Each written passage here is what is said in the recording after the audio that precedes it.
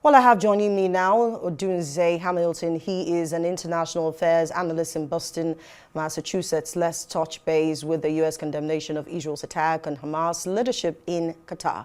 Good to have you this weekend. First, the U.S. is finally condemning Israel's attack on Qatar. What's your take?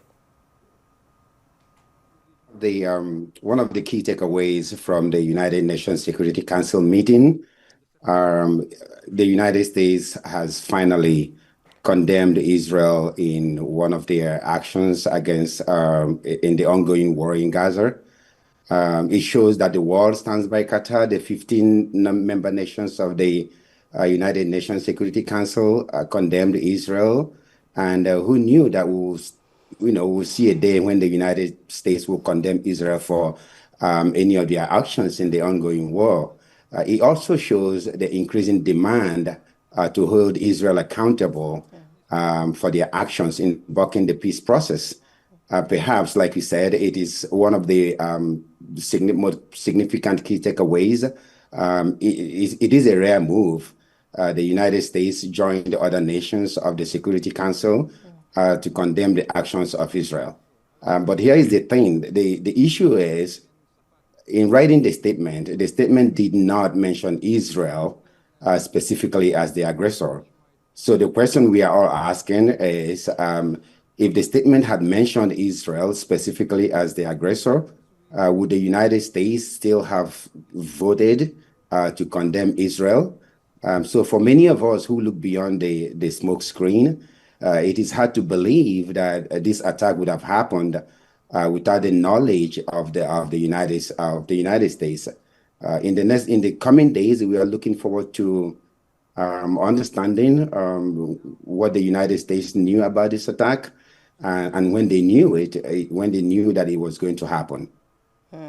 Interesting point of view there, Hamilton. Now, well, according to Israel, it's an attack on Hamas's leadership. What has made Israel so bold, to strike Qatar? These are the guys that have been trying to negotiate this war for the longest. I mean, that is since 2012, if I stand to be corrected. But then this has been on with Qatar for quite some time. What has emboldened, Benjamin Netanyahu?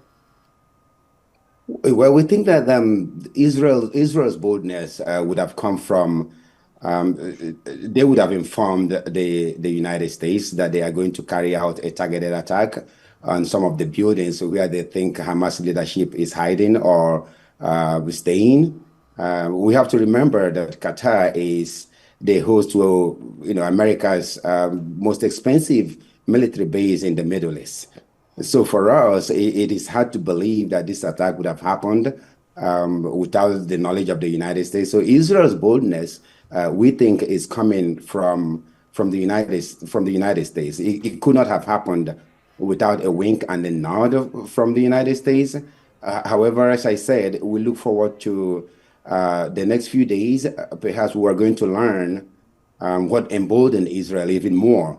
But for now, we think it was a nod and a wink from the United States, with Israel having guaranteed that it's going to be a targeted attack. So do you see Qatar possibly backing down from helping quell this war that's been ongoing between Israel and several other nations surrounding it? Well, we don't know what is going to happen in the coming days. As I said, Israel may decide to bomb another target in Qatar, and at that point, Qatar may say, "We've had it. We're done with this peace process." But for now, Qatar's prime minister, and when he addressed the United Nations Security Council, said that Qatar will continue to engage in diplomatic efforts to stop the war. That is what is going on for now. We don't see them backing out of the peace process, maybe not necessarily because of Israel, but because of their relationship with the United States. The truth is that they have more to lose if they back up Qatar. They have more to lose if they back out from the peace process than they have to gain when they remain in it. But the question still remains: are they in the peace process because they believe it is going to work, or are they in the peace process just for diplomatic reasons? Well, that leads me quickly to this final one, if you can answer that in just a sentence. Now, do you think Israel has ruined the chances for peace talks? Yes, they have. They continue to rain the chance for peace talk, and it's in line with the original. The Benjamin Netanyahu's original goal for starting the war is to take over Gaza, and we don't think that he has achieved that goal yet. He will continue to block the peace process, I think, until he has achieved that goal. Right.